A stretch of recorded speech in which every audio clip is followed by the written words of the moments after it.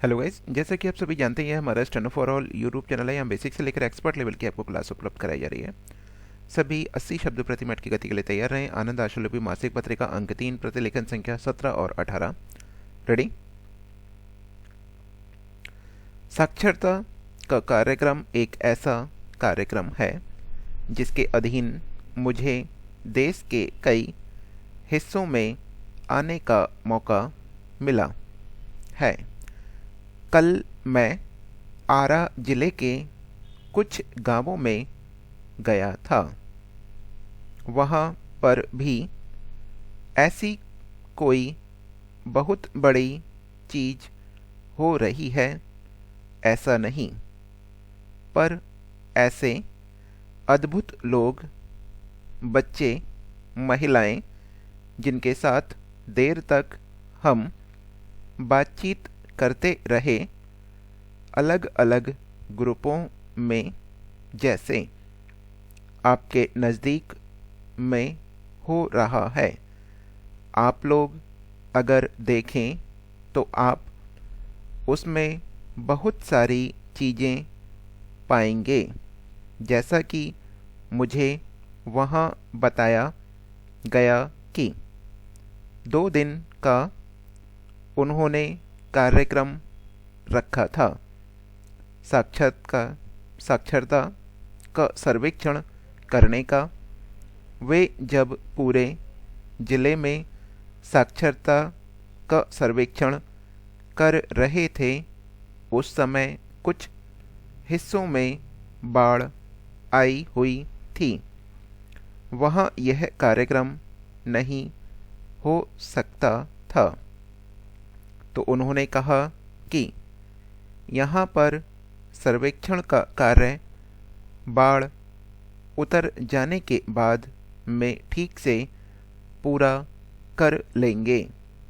महोदय, एक ओर जहाँ पर इतनी कर्णभेदी आवाज़ें हैं, आकाशभेदी आवाज़ें हैं, मर्मभेदी आवाज़ें हैं, दूसरी ओर जहाँ आदमी का दुख, दर्द, तकलीफ छिपती जा रही है, उसको कहीं प्रकट करने की गुंजाइश हो रही है, वह भी समाप्त होती जा रही है।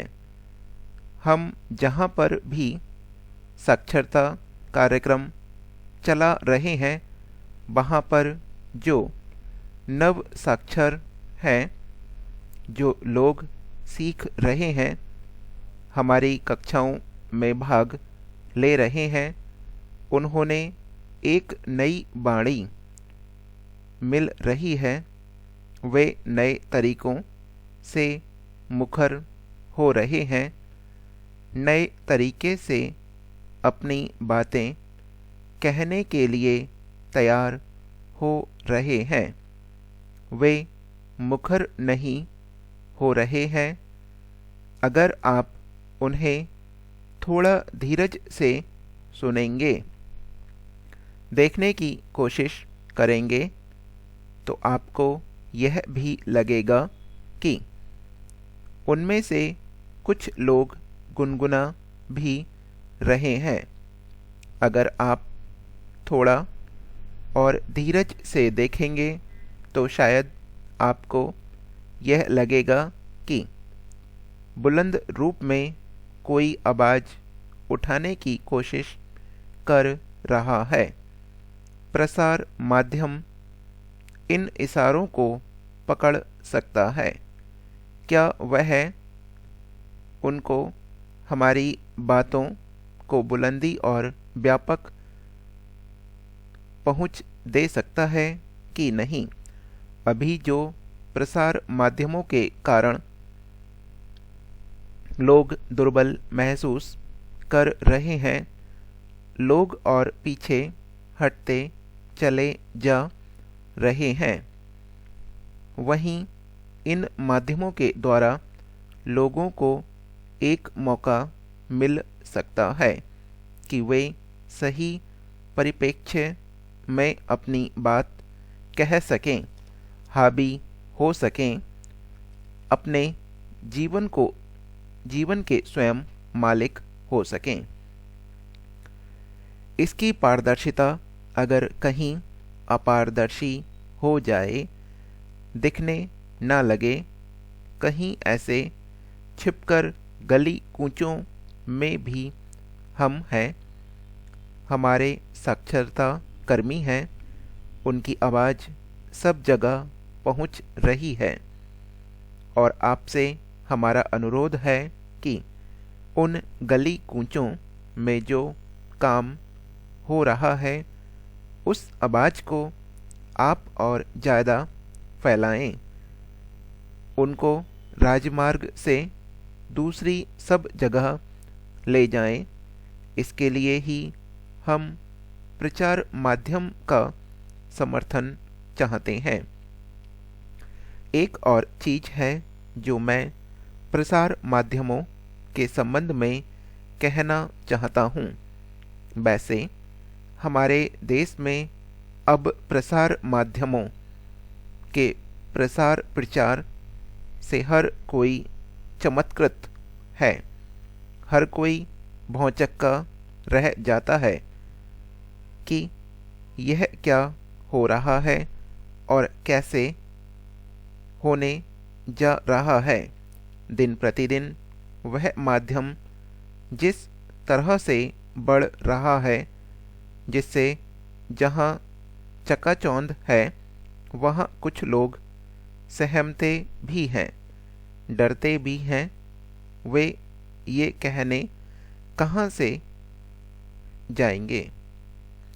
महोदया, हमारे देश में स्वतंत्रता के बाद से, या मैं कहूँ कि विश्व के किसी भी भाग के किसी भी कार्यक्रम में ऐसा नहीं हुआ है कि 2, 4, 6 महीने में ही लोग इससे आश्चर्यजनक आशा बांधने लगे हैं। ऐसा कोई नहीं कहता कि 30-40 वर्ष से यहाँ पर यह कार्यक्रम चल रहा है। इसके परिणाम आए कि यही नहीं आएंगे। आज अगर एक जिले को साक्षर बनाने के लिए हम 65 रुपये प्रति व्यक्ति के हिसाब से 65 लाख रुपए देते हैं या 70 लाख रुपए देते हैं, तो उसी राशि से इतना बड़ा सवाल उठने लगता है कि इस पैसे का क्या हुआ, कहाँ खर्च हुआ, क्या हुआ। लोग गांव-गांव में पूछने लगते हैं, जबकि एक जिले के किसी औसत विकास खंड में भी अब 5-7 करोड़ से कम राशि विकास के लिए खर्च नहीं होती है। पर इनके बारे में कभी प्रश्न नहीं उठाए जाते हैं कि यहाँ पर 1 करोड़ रुपए सड़क के लिए आया तो कहाँ गया, या कहाँ पर कुआं खोदने के लिए पैसा आया तो वह कहाँ गया, या यहाँ पर स्कूल भवन नहीं बना है, या स्कूलों में शिक्षक नहीं आ रहे हैं। वहाँ किसी भी कार्यक्रम में इस तरह के प्रश्न कार्यक्रम की शुरुआत के साथ ही ना उठाए गए हों, तो मैं सोचता हूँ कि यह कार्यक्रमों की मजबूती है। यह हमारा डिक्टेशन समाप्त हो चुका है। जो भी